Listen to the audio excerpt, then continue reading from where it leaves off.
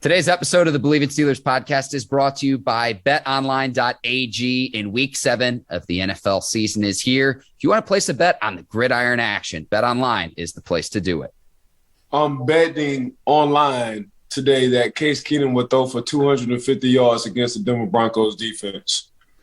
Wow. So Psychic Ike out on the pod early today. This episode will be out Friday, so we'll see what happens on Thursday Night Football. But again, if you want to place a bet on the action, BetOnline is the place to do it. Head to the new and updated desktop or mobile website to sign up today and receive your 50% welcome bonus on your first deposit. Just use our promo code BLEAV50. That's BLEAV50 to receive your bonus. BetOnline, where the game starts. All right, cue the music. It's time to start the show.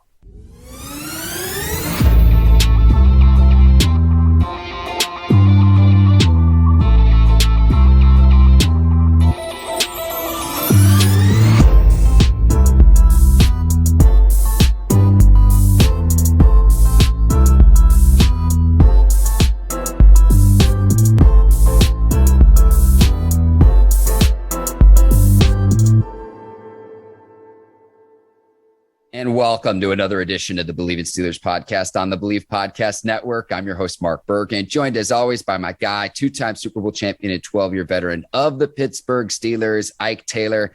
IT Steelers headed 3-3, headed into the bye week 7.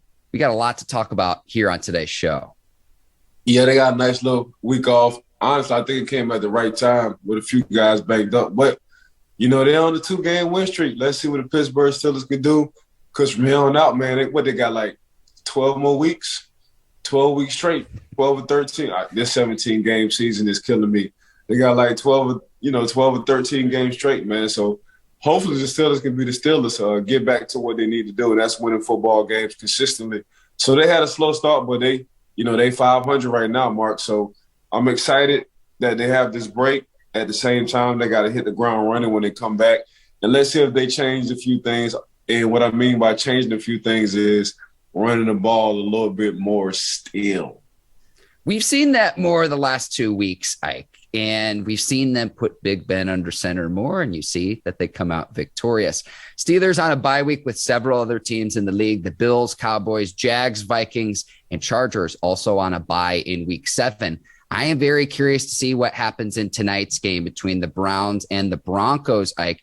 We'll see. And by the time this episode comes out, our viewers and listeners will know the result of that game. But the Browns are awfully beat up going into this one. Case Keenum's going to start over Baker Mayfield, who's dealing with the torn labrum in his left throwing shoulder, his non-throwing shoulder. But it's really disrupted his ability to play really since week 2. And considering all the other injuries, Nick Chubb and Kareem Hunt are out. Jarvis Landry and Odell Beckham are working their way back from injuries. The rookie, Jeremiah Owusu-Koramoah's got an injury. Steelers might be finding the Browns at the right time in week 8, a Halloween matchup between the two AFC North teams. Yeah, the Browns are down bad right now, but they still have talent. Let's see what that defense do for the Browns because, just looking at their roster, you're like, man, they got some good pedigrees over there. They got some dogs over there. But they haven't been playing like that. Mark, so time will tell. But Case Keenum, I've been a fan of Case Keenum. I always thought he was a trailer. And we talk about these trucks and trailers. But I thought he's just a natural leader, So when their weapons do come back, they still going to have something to reckon with. I think the reason why he's going to go for 250 yards passing is because he don't have, Kareem Hunt and Nick Chubb's sitting in that backfield. So I think the coaching staff will ask him to do more. But, yeah, I'm digging Case Keenum right now. Yeah, we're projecting this into the future, Ike. But I can't wait till the internet lights on fire when Case Keenum finds OBJ for a deep touchdown and they have a rapport that Baker Mayfield doesn't have. The storylines write themselves in this league. Let's be honest here. Yeah, you already know. He fired OBJ take a 50-yarder to the crib, but he fired OBJ for 2 touchdowns in one game.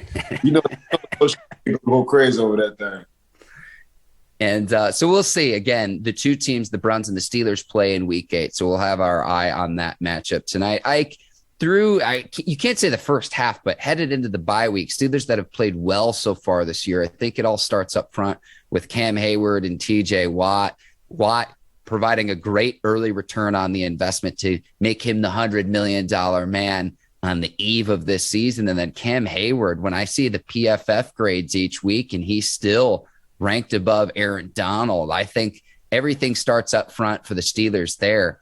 I'd expect them to continue to play well, but to play at this high of a level throughout the course of the season.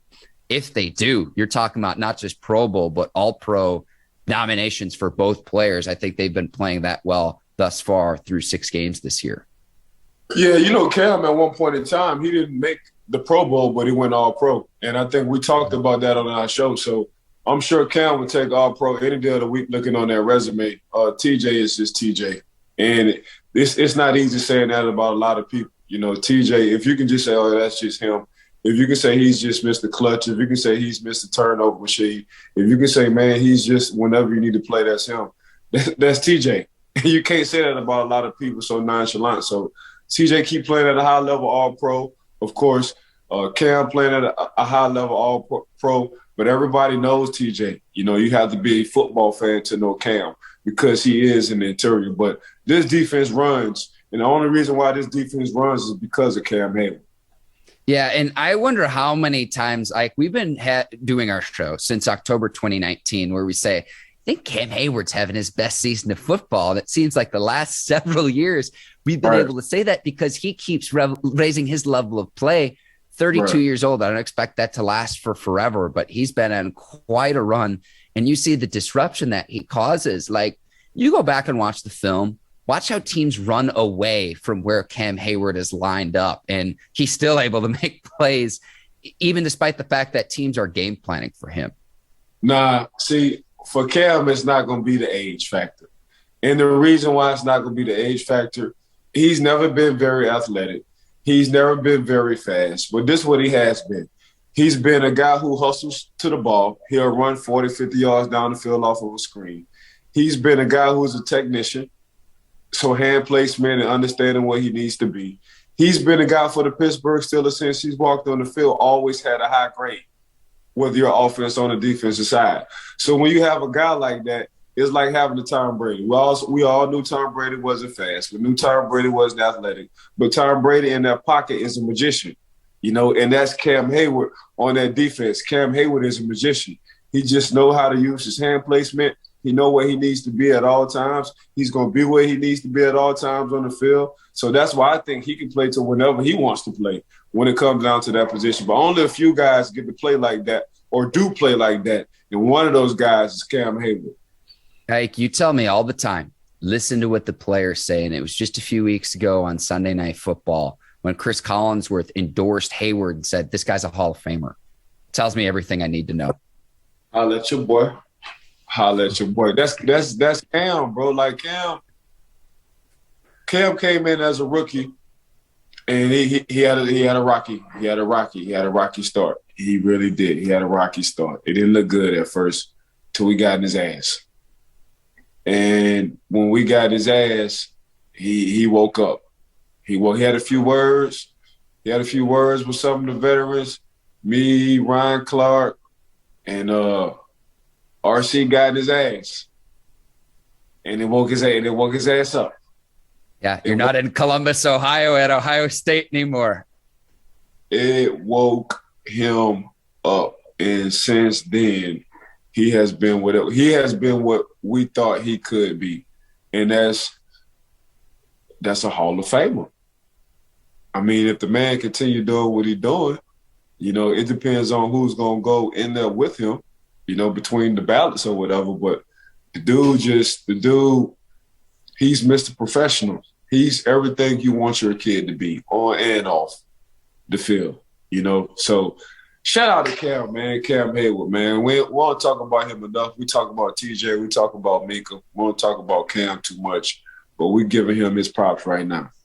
And I'm sure that role that you and your Steelers teammates played as veterans in that locker room, I'm sure he plays that role now at this point in his career as well for the Pittsburgh Steelers. Just again, you tell me each week it all starts up front with him. And I know he doesn't, because he plays on the interior, he's not going to generate all the stats the same way that an edge rusher would.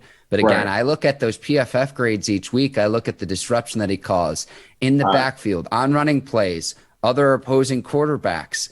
And when I see that he's graded week in and week out, based on what my eyes are telling me when I see how he's graded above Aaron Donald, and we know what Aaron Donald can do, bro. That tells you how high a level he's playing at. He prides himself in that. When you got a guy who want to make all A's regardless on how tough the task is, that's a lot of pride. That's a lot of want to. And like you say, just watching his grades from PFF, he prides himself on that, man. Every time I see it, because I be saying it come across my social media, Cam is always up there, one of the highest grades. Each week, he's always one of the highest grades, one of the highest grades, one of the highest grades. It's hard. That's hard. And we talking about the entire league. He be having one of the highest grades over the entire league. So he's just Mr. Consistent, man. He Mr. Consistent. But, Cam don't have to say too much. His work speaks for himself. And his best work, his best tool is being available. That's his best tool because the man is always available. I don't know if we can get the stats on how many games Cam have missed throughout his career, but I guarantee you we can count them on one hand. I'm going to get the Bleav in Steelers research department right on this, Ike. TJ Watt winning AFC Defensive Player of the Week as well. He's one of the many players that helps reap the benefits of what Cam Hayward can do up front as well. And just pulling up Cam Hayward's, he has played. I've pulled this up on Pro Football Reference. He's played in all 16 games dating back to the 2017 season where he played 15 games. 2016 games he played in 7. But he's pretty much played in 16 games throughout the course of his career other than that 2016 season. So, Ike, you didn't even know the numbers off the top of your head, but it's like you're exactly right. You're spot on. So what did he miss, 1 or 2 games?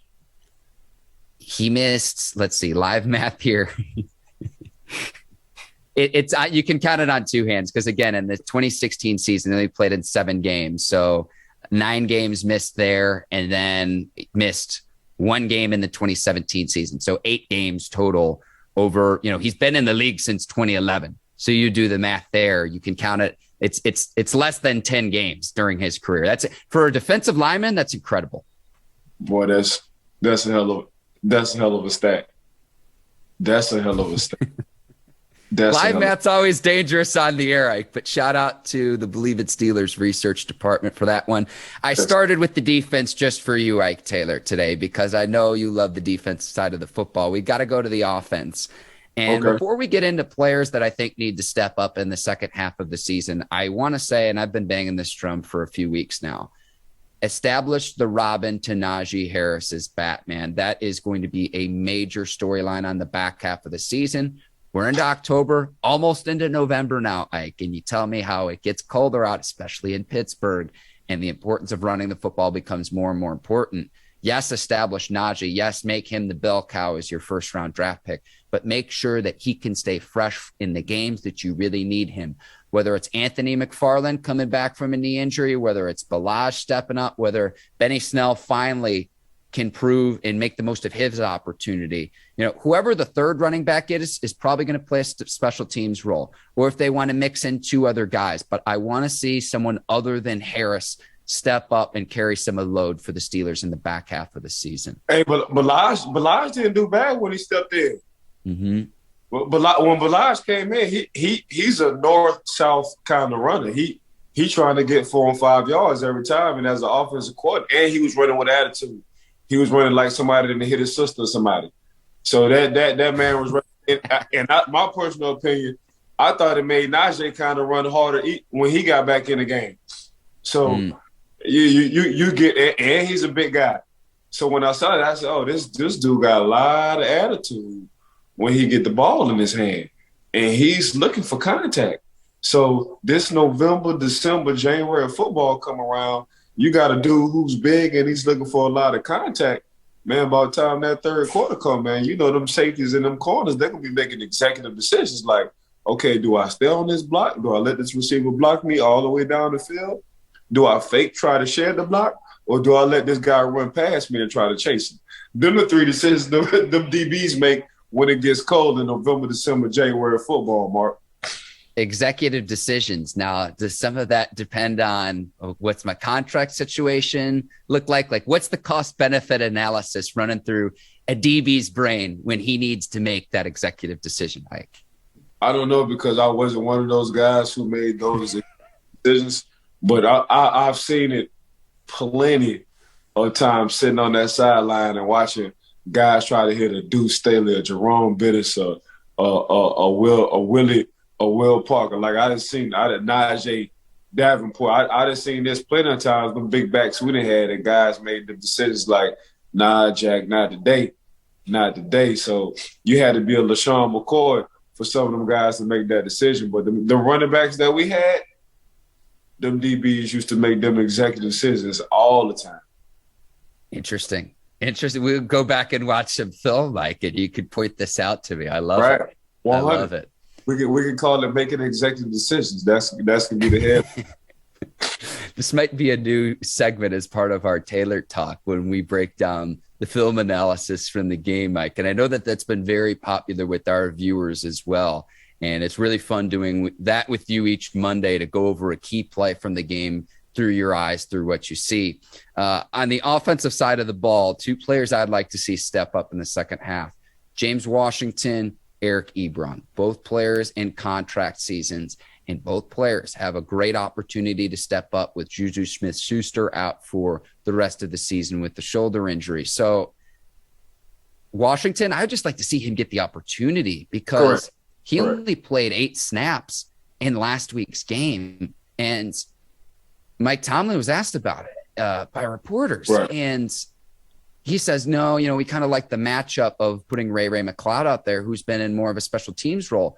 Ray McCloud had 52 offensive snaps. James Washington only had 8. I would like to see that changed, because if you're going to keep Ray McCloud in a return role, keep him fresh and let him focus a little bit more on the special teams. Bless you, Ike Taylor. Thank you. No, I'm going with James Washington, man. I think excuse me. My bad. This is a live broadcast. Bless you again. I was waiting for the second sneeze. Yeah, I think Pittsburgh getting too cute now, bro. They stick to what had you winning ball games. And when you was winning ball games, James Washington, all you have to do is ask Ben, was coming up clutch. Got a triple so far. Bless you again. Right. Thank you. Appreciate you. But yeah, let's not go to McLeod. Let's keep McLeod right now, sitting back there catching punch, trying to make plays. But your answer to Juju being out is James Washington.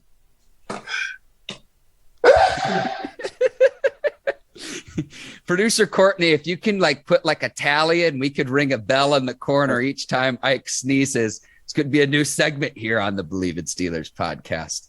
Right. You know she will.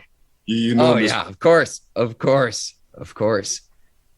Ike, I'm looking at after the bye week. You've got Cleveland in week 8. You've got Chicago and Detroit at home the following 2 weeks. They're going to have the Bears on Monday Night Football. We're going to get you on the Manning cast, Ike. I've been campaigning for that. Okay. Then you've got Chargers, Bengals, Ravens, Vikings, Titans, Chiefs.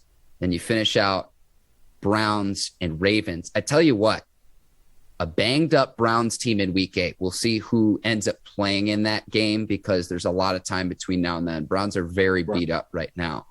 But the Bears and Lions, you can never just pencil in a win in this league, but I'm looking at it, and I would imagine the way that how the teams have played up to this point, that the Steelers would be favored at home in both of those games. Right. You could be talking about Steelers are on a 2-game winning streak right now.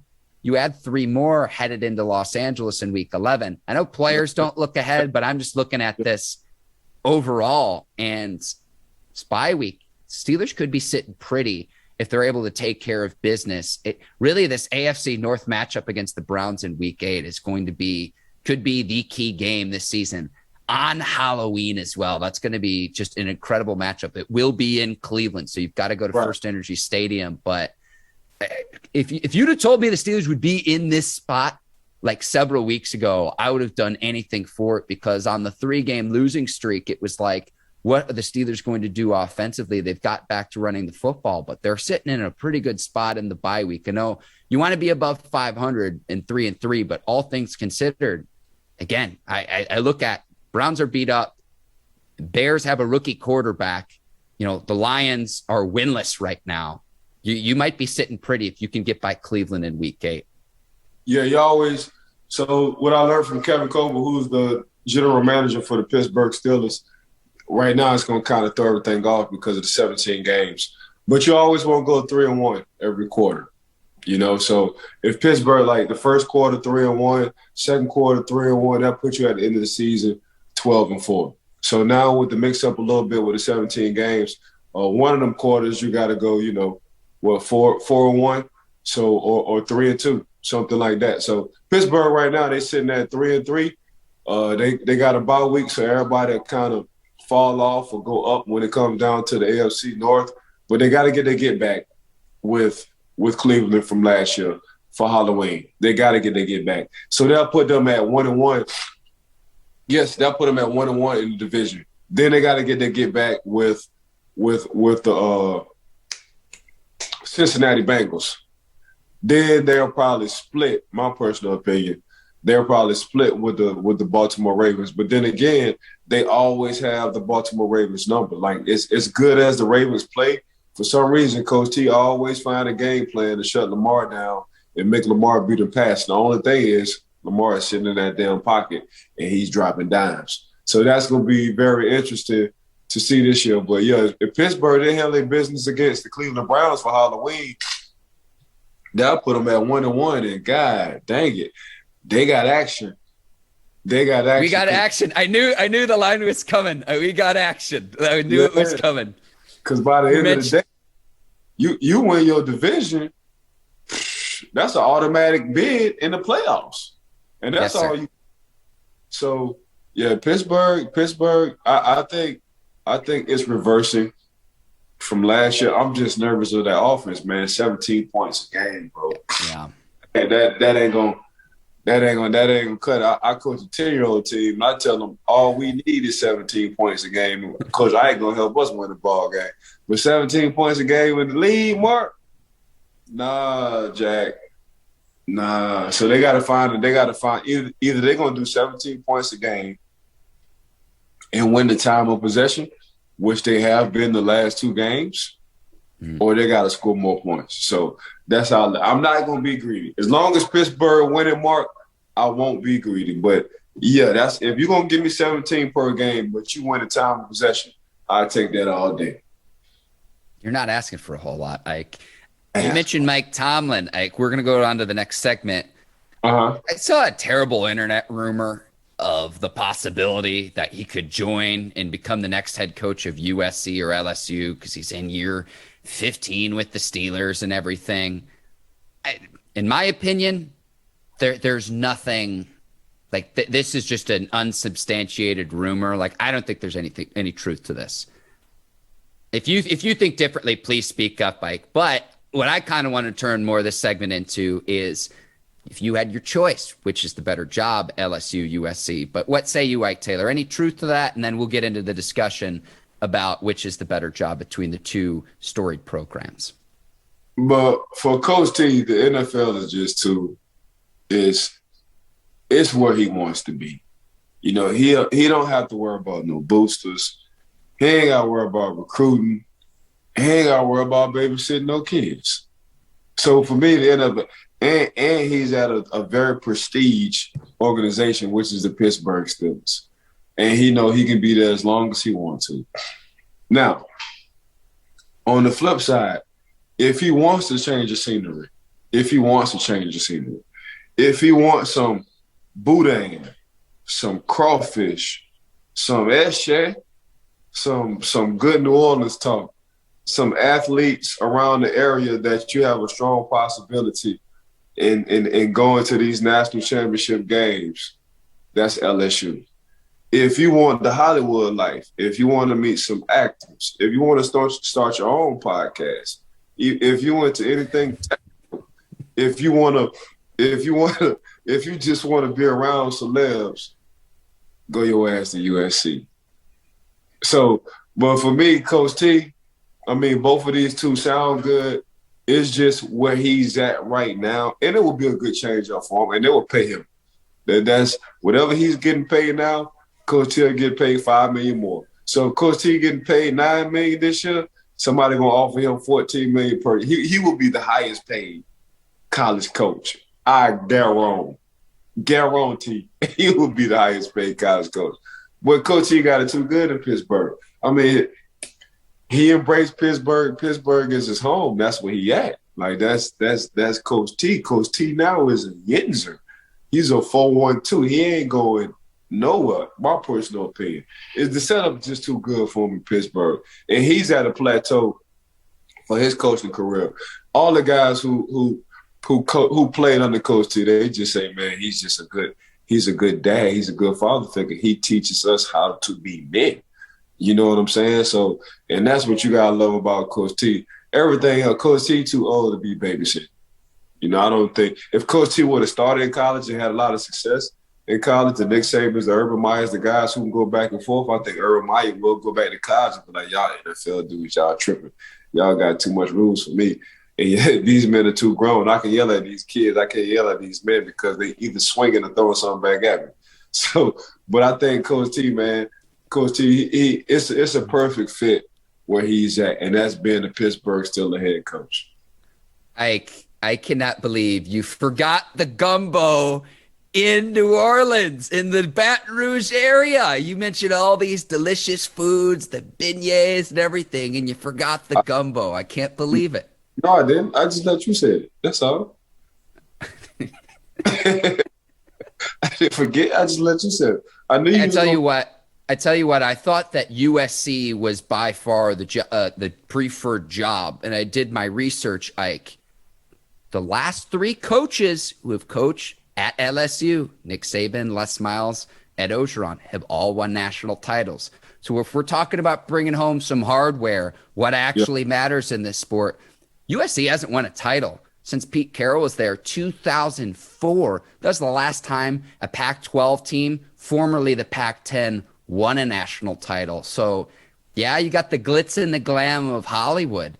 And from a lifestyle standpoint, I could get why you might prefer that. But if you actually want to win a title, and I know that your expectation in the SEC is going to be going up against Nick Saban and how you fare against the Alabama Crimson Tide. But that opportunity is there, and I see that the previous three head coaches have won a title. In my opinion, it really just depends on what you value overall as a coach and just really from a lifestyle standpoint. So we'll see how all that shakes out. Both schools will have vacancies. Coach O is going to finish out this season, and then USC has a vacancy right now too. So very curious to see how those odds shake out. And I look at, the odds of who could be the next guy at each of those programs. And when I heard that Mike Tomlin's name came up, I'm like, this doesn't make a whole lot of sense, but this will make for a nice discussion of the pros and cons of each job here on our show. We'll see what LSU and USC got to offer Uncle Prime, Deion Sanders. We'll see if his name come up in that circulation. Very curious.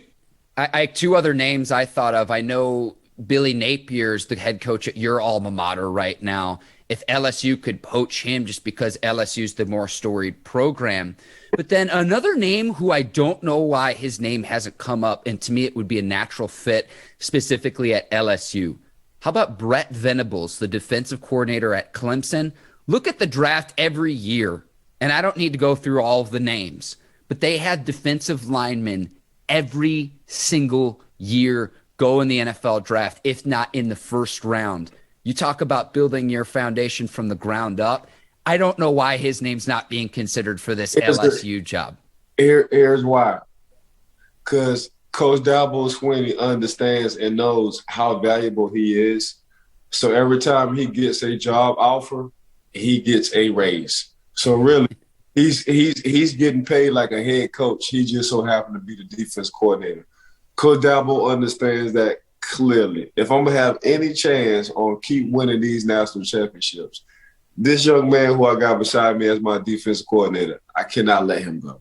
So whatever that man needs to be paid, pay that man. By the way, after you pay him, give me a little bit more too. That's why he ain't going to. Yeah, see, and LSU, they're going to pay Ed O $17 million. I don't know what else his staff is going to make as part of the buyout. So you know that the boosters there, like you mentioned the boosters earlier. I mean, you could be just talking about a bidding war of whichever candidate they want to go after. You know, we're going to put our boosters up against another program's booster. Picture that. They paying a man $17 million to leave. I want you to get out my house, but I'm gonna pay you $17 million to get out my house. Boy, I tell you, boy, these college coaches, boy, they got it good with these buyouts. Yeah, I need to find a job that lets me do that, Ike. Hey, what is it? 2021? Yeah. 2024. We ain't gonna be doing no buyouts. It's gonna be a lot of bidding wars. I'm telling you off of this podcast. I'm telling you, Mark. Yeah. I'll say this, I do want to work. I want to work. I don't. It's just like, because honestly, $17 million. Like, what do you do with that? In all honesty, but we got to keep the show rolling here. We got to keep rolling here. Another fun prop: which will happen first, the Arizona Cardinals losing or the Detroit Lions winning? Oh no. Detroit need to win, bro. Detroit definitely needs to win. I'm getting tired of coach sitting on that podium crying. It ain't got real. And honestly, Detroit been in a lot of games. They just finding ways to lose. You know what I'm saying? So they just got to get over that hump. They just got to, once they get over that, find a way to win, they'll be just fine. Because I looked at his coaching staff. He got a hell of a coaching staff. You know what I'm saying? It's just right now for me, they still don't. They're a year or two without the personnel that he wants. I think they did well in the draft, especially with Sewell Panay coming from Oregon with that offensive line. I think that was a perfect fit for their coach's personality and what he wants to do as a Detroit Lion.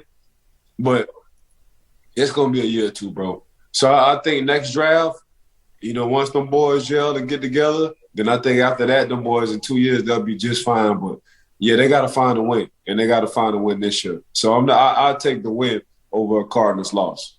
Okay, interesting. I've got the schedules up right now. The Cardinals play the Texans this weekend, and they're something like, I saw this line up to I want to see 17 or 18 points. So I'd expect the Cardinals to take care of business against Houston in Week 7.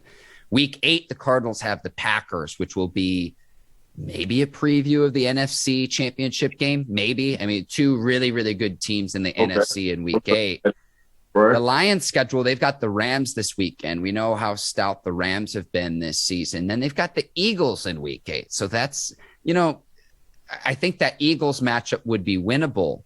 The Lions then have a bye week in Week 9, and then they play our Steelers in Week 10. So we'll see how all of that shakes out. I think the Eagles would be the next winnable game for the Lions. But again, I look at the Cardinals schedule. I'd fully expect them to take care of business. Houston and DeAndre Hopkins going against his former team as well. Yeah. Yeah, I think, DeAndre, 100%. Kyler Murray just, you talking about league MVP right now in discussions, Oh, That's yeah. what I'm talking about Kyler. And you want to talk about somebody revamping what they was as a Pro Bowl running back, James Conner. Obviously he's become Mr. Red Zone, Mr. Touchdown. You know what I'm saying? So, and DeAndre, it's crazy. I think they showed a stat. DeAndre had over 20 quarterbacks in the course of his career, and all he been doing is being all pro and Pro Bowls. The stat is just crazy on what this man does week in and week out, regardless of who's throwing him the ball. Then you got AJ. So you got AJ Green on one side. At least he's a threat. You wind up checking him one-on-one, he's gonna make his play. So they got. Then you just got Hurts coming from the trade with the Philadelphia Eagles. Yeah, the tight end. Yep. They got a nice look. They got something going on over there, man. I think people aren't respecting what they got going on because they just think Arizona Cardinals and they just okay. But last time somebody thought about the Arizona Cardinals, they almost whooped the Pittsburgh Steelers. You know what in the Super Bowl? So I'm not on the Arizona. Something you'd know a little bit about, Ike. Yeah, it's real. When a team is good, you gotta trust and believe your eyes. Stop looking in the past on what they was like. Arizona Cardinals is the for real deal, man. They really are good. They really are good. It starts with that young man, Kyler Murray. See, I'm going to take the Cardinals to lose before the Lions win just because that Week 8 matchup against the Packers is also a Thursday night football game. So heck of a matchup there. Shortened week to prepare for that game as well. And you've got to go into Lambeau Field, which we know the home field advantage that could play. So for that prop bet, and it is favored, you've got a little bit better odds. I'm going to pick the Cardinals to lose before the Lions win. We'll go to our next prop bet too. First coach to be fired. And looking at the odds yesterday, Bears head coach Matt Nagy was the favorite. I definitely think he's on the hot seat, but the Bears as a franchise typically don't fire their coach mid-season. Urban Meyer, Joe Judge, Brian Flores in there. I know the Dolphins have been down coming off of a bad loss internationally to the Jaguars.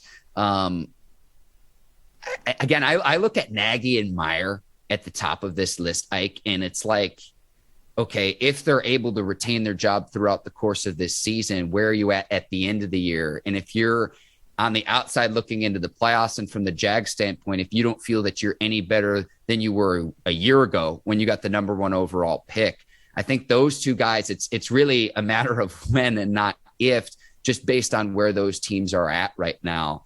But what say you? Who stands out on this list to you? Coach Urban Meyer. I think on both sides wouldn't be tripping. I don't think Mr. Khan, who's the owner for the Jacksonville Jaguars, I don't think he'll be tripping on letting them go ASAP because of past circulations.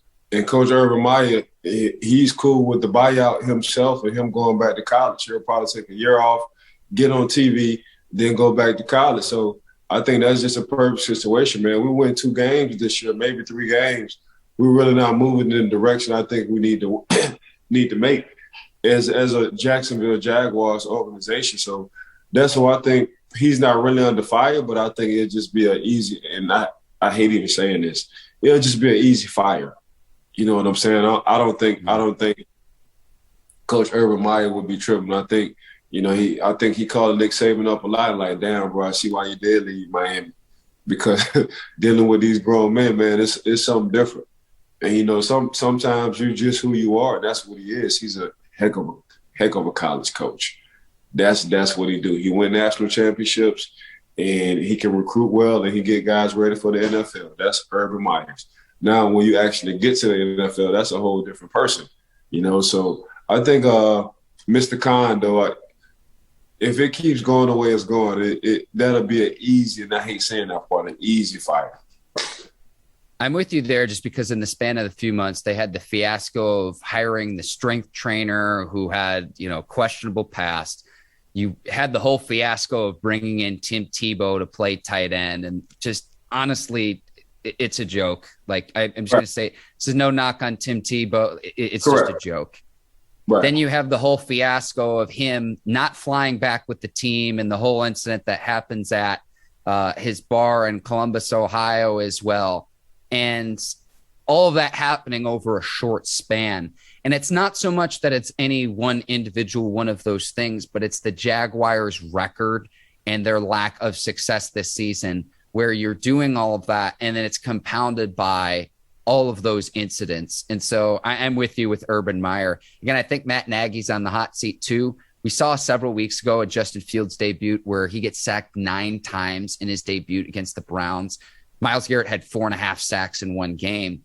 And I say, okay, is that coaching? Are you putting your player in a situation to succeed when you're lining up a 39-year-old Jason Peters at left tackle, a future Hall of Fame player, but a guy who was sitting on his couch in August, you bring him in because your rookie Tevin Jenkins gets hurt. And so, okay, you're putting a 39-year-old player up against one of the premier defensive players in a one-on-one scenario. Is that personnel? Is it coaching? Is it a little bit of both? And so you see why those two guys are at the top of this list, because in the NFL, you always tell me, like, it's a young man's league. It's what have you done for me lately? And with those two coaches, again, it's maybe not mid-season, but where are you at the end of the year? And if you are where you are right now, I would not be surprised if both Chicago and Jacksonville have vacancies this offseason. Yeah, I think with Coach Nagy, though, just the circulation, man, it's just the selfish part. In the selfish part, man, when we win, it's all me. When we lose, it's somebody else. And guys don't like or respect that part. Once you get to that point, don't nobody trust the words you say. You know what I'm saying? So, he wound up calling a few games and they wound up losing because he was the OC. Passed it down to the young OC. They wound up winning a few. Bill Lazor, yep. Since he the head coach, he made that decision, man, that's all me. Man, go ahead and give Coach Lazor his props. Say the man called a heck of a game. He's glad he did pass it down to him. It took the load off of him. He's able to watch offense, defense, and special teams. But he didn't say that. So that's a bunch of BS. So just looking at that from a coaching standpoint and looking at that from a player standpoint, like, oh, you just think this is just all you. You know what I'm saying? So I have no respect for that. So I can see why he can lose or on his way or possibly lost his locker off of that incident, especially if Coach Lazor is a player's coach. You know what I'm saying? So it's a difference. The story is telling itself. You the OC, we lost. I wanted the players wanted to play for you. You put in Bill Lazor, we wound up winning. I wonder if they want to play for him more. This ain't hard at all. This ain't hard at all. So you know what, man? Go ahead and get some humble pie. Sit your butt at home because you had the opportunity. You thought it was all about you at one point in time, and you didn't give props to somebody who's been putting our team in a good situation, who's your OC in Lazor. So think about that. See if you can change your ways. If you don't want to change your ways, you won't ever be a head coach in the NFL again.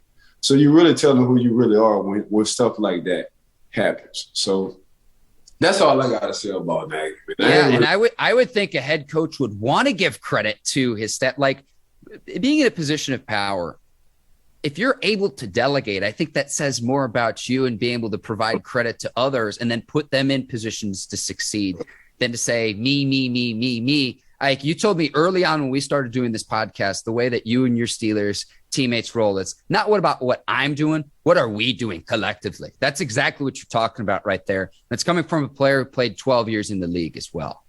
Let's just look at Coach Nick Saban. Coach Nick Saban, man, everybody leave. Every time somebody comes, somebody leave and get a head coaching job or get an offensive coordinator job. Or every time somebody gets fired, they go back down to Coach Nick Saban, wind up winning the championship, then get a job after that. Coach Nick figured it out. The man he knows exactly what he's doing.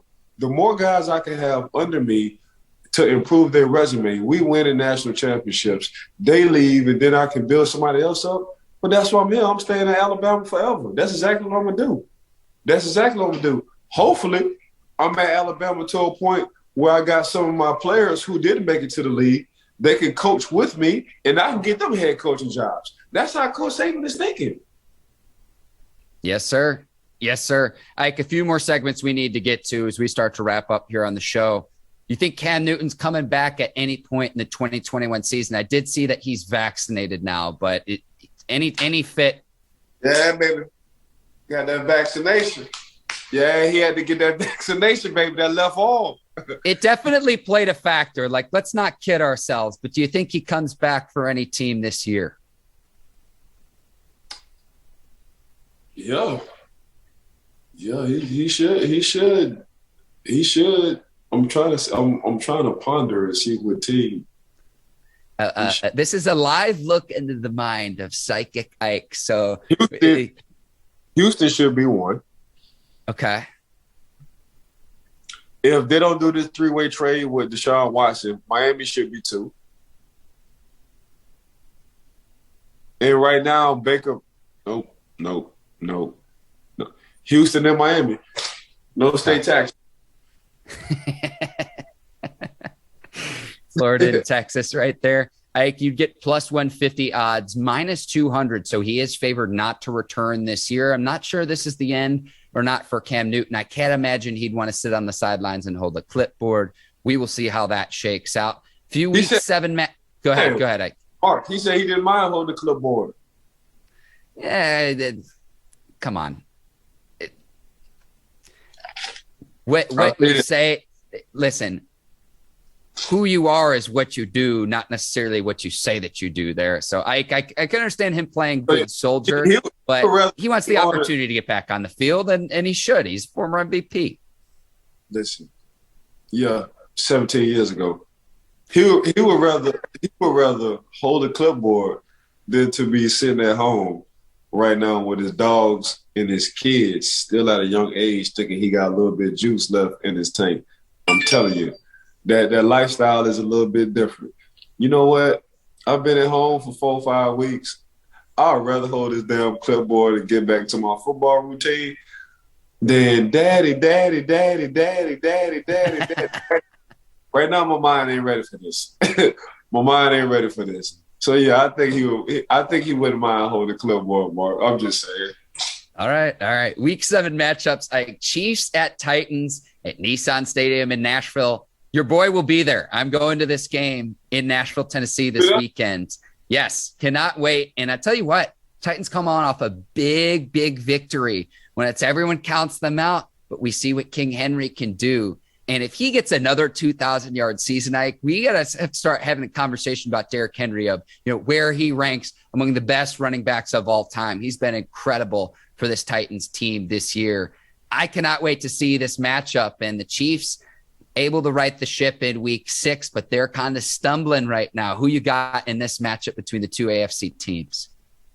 King Henry. King Henry going to run all the way down the boys' throat. Because right now, man, they don't want to tackle nobody, and they're going to play cover 2.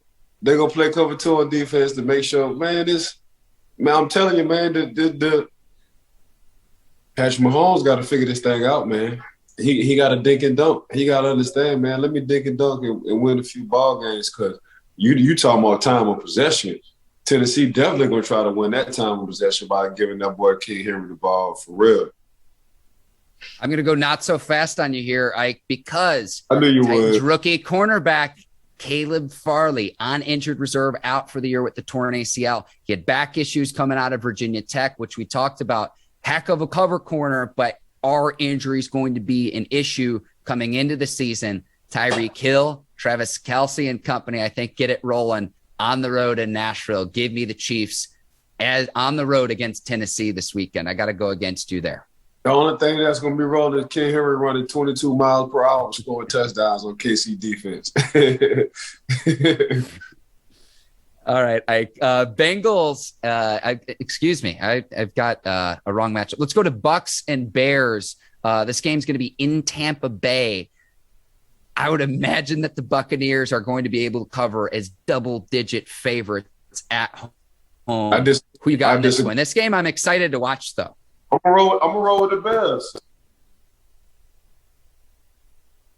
I'm gonna roll with the Bears. I love because that's where the family's from, Mike. I love that you love Chicago. No, first of all, Chicago is a hell of a city. I love Chicago. Beautiful. It's just cold. It's only summertime 1 week out of the year. That's the only thing I just like about Chicago. I go to Chicago for 1 week. After that 1 week, everything get back cold. I'm like, holy moly. But other than that, as far as like the city being beautiful, the food and all that good stuff, man, you got to love Chicago. But I got the Bears. I got Justin Fields. I think this is a good matchup for the defensive line because they have a quarterback who really can't move as much, and that's Tom Brady. They always give Tom Brady hell when it comes down to these matchups. So I'm going to take Chicago Bears, bro. The Bears actually beat the Buccaneers a year ago, and it was amazing TV. That was the game where Brady forgot how many downs there were. He didn't realize it was 4th down. So you talk about a relentless pass rush. If Robert Quinn plays, he's on the COVID list right now. whether he plays, I think, could be a big factor in this one. He's been the Robin to Khalil Mack's Batman, and he's had a nice redemption season in Chicago this year. Keeping an eye on that headed into this one. Two other matchups we need to get to, Ike. AFC North matchup, Bengals at Ravens. Ravens at home, 6.5-point favorites. Baltimore's been playing excellent football with Lamar right now. Going to be at home as well. I'm going to take the Ravens over the Bengals. What say you?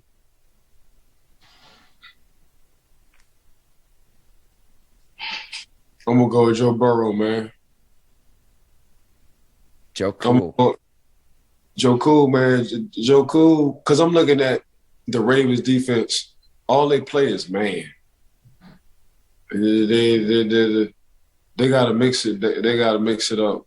Joe Mixon, and let's not forget, they got a hell of an offensive line, too, the Cincinnati Bengals. They might got a top 5 offensive line in the league. People just sleeping on them. But it's going to be, boy, you talking about a battle of 2 young studs. Holy moly, at that quarterback position. Holy moly. Yeah, I'm taking the Bengals, bro. I'm rocking with Joe Cool and company, man. Me and Joe Cool in the offseason, man. I'm gonna make sure Joe Cool, I get a one-of-a-kind cigar in Joe Cool hand. That's what I'm gonna do, man. There you go, Ike. I know that there's that video clip of him smoking a cigar after the national championship in 2019. That was epic. Oh yeah. I'm not. Slow molded when they put that thing in slow motion. I was like, "Whoa, I'm Superman." I'm Superman. Ike, final matchup: Seahawks and Saints on Monday Night Football. Given the Seahawks struggle, I'm going to go with the Saints at home, Superdome, Louisiana. And I'm not sure if the Manning cast is back this week. I hope that it is. I know they took a few weeks off. Yeah, you know who I'm going with. I'm going crab legs Winston. You already know what I'm rocking with, baby. That's exactly what I'm doing.